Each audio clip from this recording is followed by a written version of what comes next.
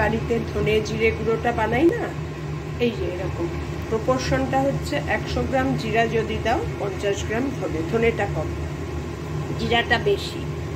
তা আমি আজকে 50 গ্রাম জিরে করছি। আমি না বেশি করে রাখছি না, আজকাল রান্নাবান্না খুব একটা বেশি করি না, তো সেই জন্য 50 গ্রাম জিরে, তার সঙ্গে এই 25 গ্রাম কি তার থেকে একটু বেশি হবে ধনে ঘরে ছিল, আর 50 গ্রাম একটা জেটের প্যাকেট একদম 50 গ্রামের, এই যে এটা একটা দিয়ে দিয়েছি। আর ধনে যেটুকু ঘরে ছিল এই 25 গ্রামের থেকে একটু বেশিই হবে দিয়ে দিয়েছি, আবার রাখবো নষ্ট হয়ে যাবে। এবার এই দুটোকে সিম আছে বেশ কিছুটা টেলে নেব, মানে ভাজা না, জাস্ট একটু কাঁচা গন্ধটা যাওয়া সিম মাছ। আজ বাড়িয়ে দিলে কি হবে, গ্যাসটা বাড়িয়ে দিলে পুড়ে পুড়ে যাবে। সিম মাছে একটু টেলে নেব, নিয়ে গুঁড়ো করে রেখে দেবো, গুঁড়ো করে ঠান্ডা করে আমার এই চলে যাবে 2 মাস। এত বেশি এর জন্য এখন আর করি না, একটু কম করে করেই করি।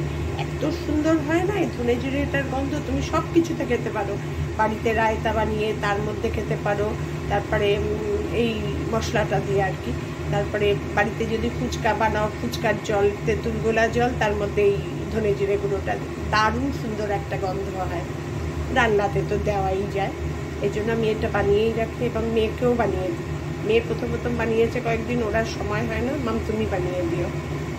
একবারে গুঁড়ো করে ওকেও একটু দিয়ে দেবো আর আমি রেখে দেবো, আবার 1 মাস পরে করবো। বেশি দিন রাখলে কি বলো তো, গন্ধটাও কিছুটা নষ্ট হয়ে যায়, খোলা পড়া হয়। আগে কি অনেক লাগতো, একবারে 100 গ্রাম জিরে 50 গ্রাম ধনে করে রেখে দিতাম, 1.5 মাস খানেক চলে যেত। সেই মাছ করে একটু বাদে বাদে একটু এরকমভাবে নামিয়ে দেবো।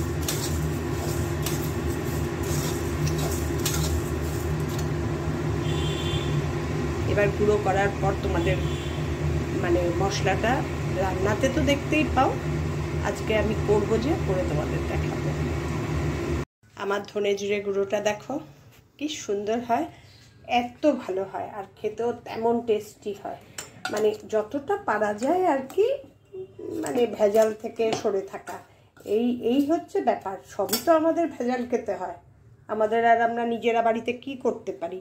তা এটা যখন জানি ধনে জিরে গুঁড়োটা করা যায়, এইভাবে একটু কড়াইয়ে সিম মাছে টেলে নিয়ে, নট ভাজা, জাস্ট টেলে নিয়ে এবার ঠান্ডা করে একটা আলাদা পাত্রে ঢেলে কড়াই থেকে রাখলে কি কড়াইয়ের গরমেই ওটা একদম ভাজা ভাজা হয়ে যাবে। আমার যা হয়েছে প্রথম তা কড়াই থেকে অন্য একটা ড্রাই পাত্রে ঢেলে ঠান্ডা করে এবার মিক্সিতে বেটে আনলাম।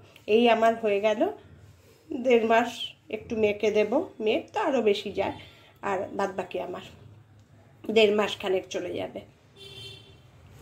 খুব ভালো জিনিসটা, তোমরা একবার ট্রাই করলে করতে পারো, যারা আমার ভিডিও দেখো করতে পারো, দারুণ খেতে হয়, টেস্টি। আমি তো বাড়িতে মাঝে মাঝে শশা দিয়ে রায়তা বানাই, শশা আর পেঁয়াজ দিয়ে, তার মধ্যে এটা দিই। কিংবা মেয়েকে কোনো দিন টক দই বাড়ির পাতা, ও বলে মা তোমার ওই মশলাটা দিয়ে একটু দাও, একটু চিনি, নুন, বিট নুন দিয়ে এই মশলাটা উপরে, দারুণ লাগে খেতে, দারুণ, পুরো মনে হয় লস্যি খাচ্ছি, এত ভালো। তোমাদের দেখিয়ে দিলাম একটা সুন্দর মশলা। আমি এভরিডে রান্না করি, তোমাদের সঙ্গে গল্প করি, আজকে ভাবলাম বানাচ্ছি যখন তোমাদের সঙ্গে শেয়ার করি। মিক্সিতে বেটে আনলে একটু গরম গরম ভাব হয়, তো এবার এটাকে হালকা করে একটু ঢেকে একটু ঠান্ডা করব, তারপর এয়ারটাইট জারে স্টোর করব।